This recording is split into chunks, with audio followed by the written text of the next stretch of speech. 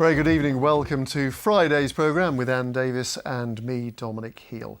Tonight we can reveal that there is growing interest in fracking in our region. One of the world's biggest chemical companies, Ineos, is planning seismic testing in Derbyshire and Nottinghamshire. Another company, Hutton Energy, is also showing interest in Leicestershire.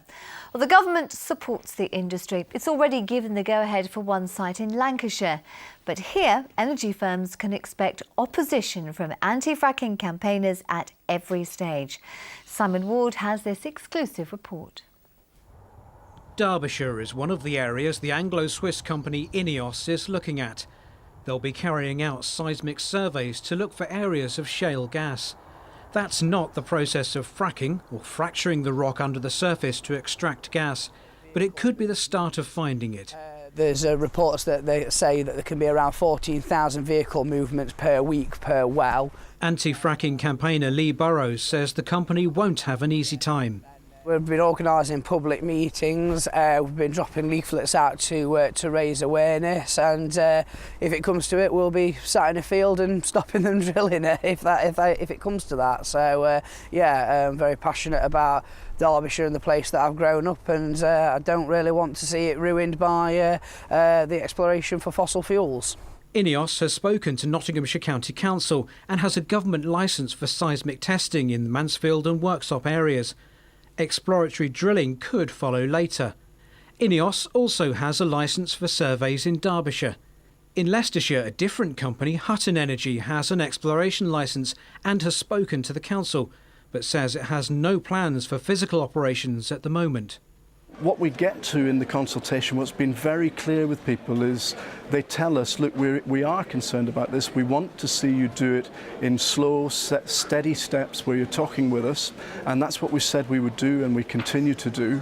But we also have to set out a very clear picture of why natural gas is important, and explain then what is a very small element of the practice, which is the hydraulic fracturing, explain why that can be handled safely and demonstrate that it is handled safely. This is shale rock at the British Geological Survey at Keyworth in Nottinghamshire.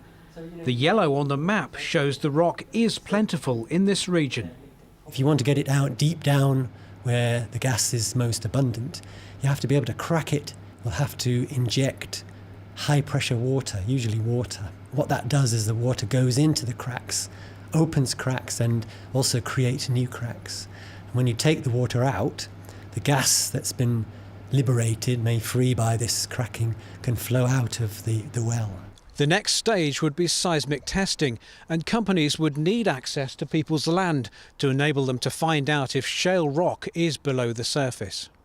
Based on the information I know about fracking and the damage it could do to the countryside and to the local area, I don't personally think it's a good idea.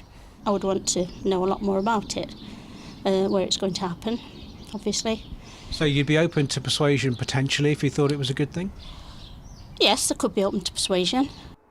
Is fracking a good way to find a source of valuable energy, or too harmful to the environment?